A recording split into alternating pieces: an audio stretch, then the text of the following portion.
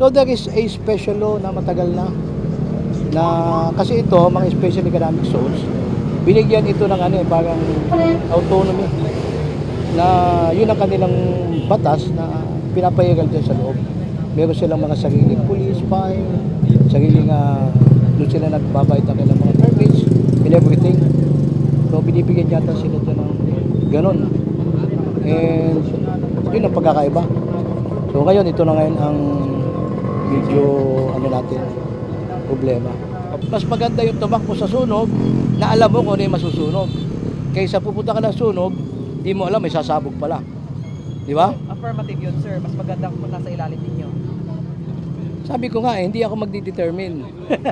Pero mas maganda kung may clearance from the BFO. Yes, mas maganda kasi nga, hindi lang naman kasi natin kinakandak yung inspection para kung saan, kundi para ma-ensure yung safety ng tao, gusto rin nila yon.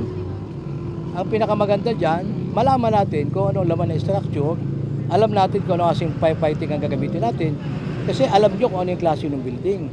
Kasi pag may record kayo noon, ay di alam nyo na kung anong lalabanan nyo. Handa kayo. Medyo mahirap to, arsenal to. Magpuputo ka ng mga bala dito. Di natin alam natin, di ba?